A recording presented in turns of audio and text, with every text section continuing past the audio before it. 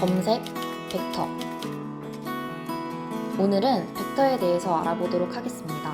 선형대수학은 우리의 머릿속에서 여러 가지 상황을 이해하고 어려움을 해결하기 위해 반드시 필요한 수학적 사고의 기초가 되며 데이터 과학, 공학, 수학, 과학 분야 등 현대 기술의 여러 분야의 근간을 이루는 중요한 기초수학 과목입니다.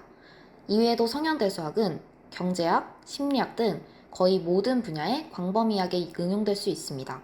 이러한 선형대수학이라는 하나의 중요한 건물의 주춧돌이 되는 것이 바로 벡터인데요. 우리가 일상적으로 사용하는 물리적인 양에는 길이, 넓이, 질량, 온도와 같이 특정한 하나의 수치, 그리고 단위로 표현될 수 있는 스칼라가 있으며 힘, 속도와 같이 특정한 하나의 수치, 그리고 단위, 그리고 방향으로 표현되는 벡터가 있습니다.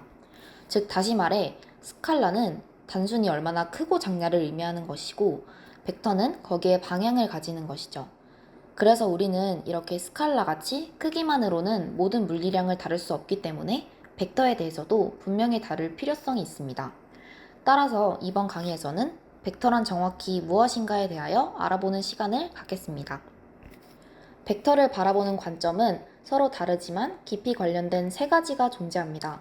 물리학자의 관점, 수학자의 관점, 컴퓨터 과학자의 관점으로요. 여러분은 벡터 하면 가장 뭐가 떠오르시나요? 아마 거의 대부분은 이 화살표가 떠오르실 거라고 생각이 드는데요. 바로 그 화살표가 가장 먼저 얘기할 물리학자의 관점에서 본 벡터라고 할 수 있습니다.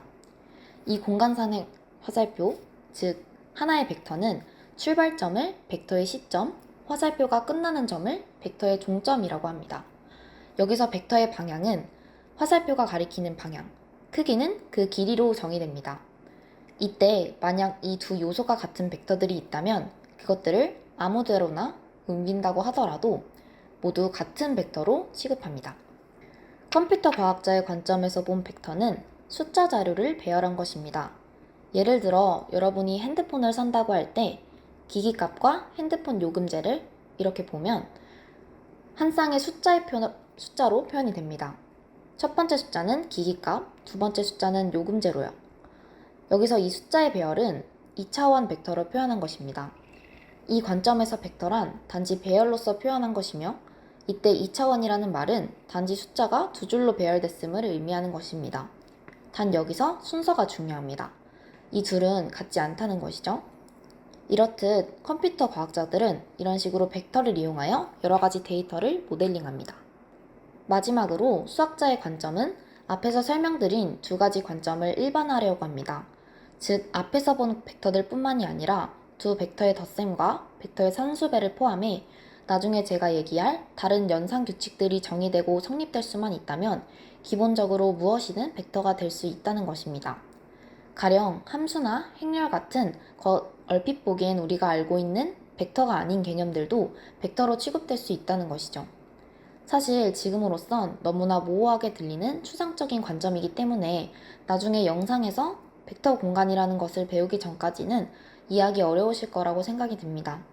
그런데도 제가 이 관점을 언급해드리는 이유는 선형대수학 내에서 벡터의 스칼라배와 덧셈 규칙이 벡터의 개념을 더 넓은 범위로 확장하고 이를 이용해 선형대수학의 세계에서 일어나는 많은 일들을 설명할 수 있게 되기 때문입니다. 이제 선형대수학에서 벡터에 대해 이야기를 해보도록 하겠습니다.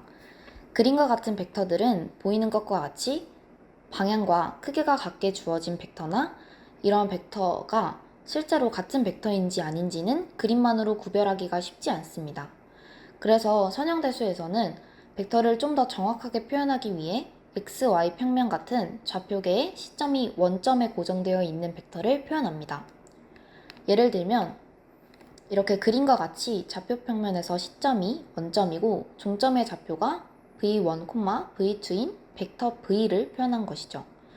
이제 공간 위 화살표라는 이 새로운 개념을 이해했다면 이것을 이제 숫자의 배열로서의 관점, 즉 컴퓨터 과학자의 관점으로 바꾸어 볼 것입니다. 이렇게요. 여러분은 혹시 눈치채셨나요? 바로 이 화살표가 가리키는 지점이 컴퓨터 과학자 관점에서의 숫자 배열이었던 것입니다. 이렇듯 컴퓨터 과학자 관점의 벡터와 물리학 관점의 벡터는 사실 동일한 개념이었다는 것을 알 수 있습니다. 2차원 좌표 평면에서 구체적인 숫자로 예를 들어보면 벡터의 좌표는 한 쌍의 숫자이며 이들은 기본적으로 벡터의 머리가 원점으로부터 얼마나 떨어져 있느냐를 나타냅니다.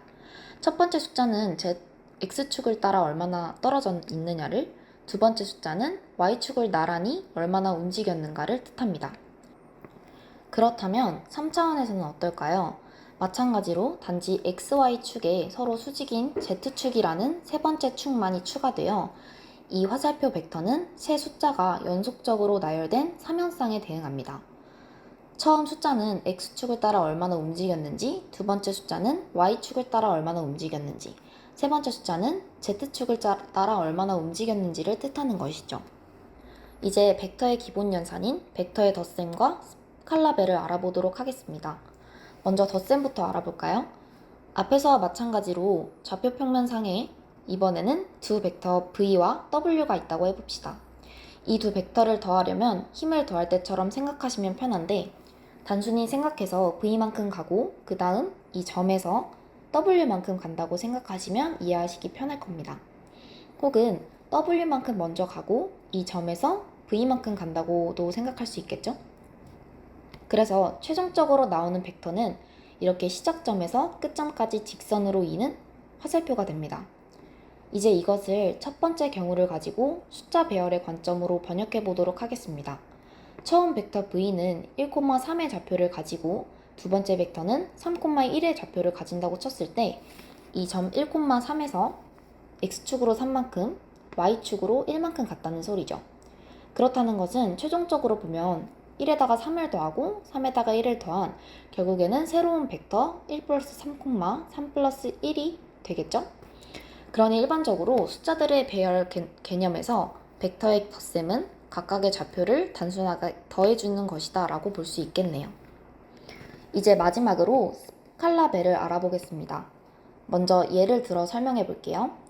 어떠한 벡터 v를 2배한다 또는 3배한다, 벡터를 2분의 1배한다, 마이너스 2분의 1배한다 등등 이러한 형태들을 잘 살펴보면 앞에는 스칼라 값이 곱해져 있고 뒤에는 벡터 값이 곱해져 있는 것을 알 수 있습니다. 그래서 이렇게 앞에 스칼라가 곱해진다는 의미에서 이 연산을 스칼라배, 영어로는 스칼라 멀티플리케이션이라고 부릅니다. 제가 이렇게 영어 이름까지 언급한 이유는 나중에 다룰 스칼라고 영어로는 스칼라 프로덕트와는 구분되는 개념이기 때문에 헷갈리시지 말라고 말씀드린 것입니다. 아무튼 다시 본론으로 돌아가서 이렇게 좌표 평면에 주어진 벡터에 숫자 2를 곱한다면 이 벡터는 처음 길이의 2배만큼 늘어나게 됩니다. 또 만약 이 벡터에 두 음수 마이너스 2분의 1을 곱한다면 이 벡터는 먼저 뒤집힌 상태에서 처음 길이의 2분의 1배만큼 줄어들게 되죠. 이처럼 벡터의 방향은 유지한 채 그 길이를 늘리고 뒤집는 등의 과정을 스케일한다고 말합니다. 그리고 벡터를 스케일하는 숫자 2나 마이너스 2분의 1 같은 것들을 스칼라라고 부르죠. 강의를 시작할 때 언급했던 단순히 얼마나 크고 작냐를 의미하는 숫자라는 스칼라와 같은 말입니다. 한편 수적으로는 벡터를 2배 한다는 것은 그 숫자를 2배만큼 각 좌표에 곱하는 것을 뜻합니다. 그래서 숫자들의 배열 관점에서 벡터의 스칼라배란 각 항에 그 스칼라를 곱하는 것을 의미합니다.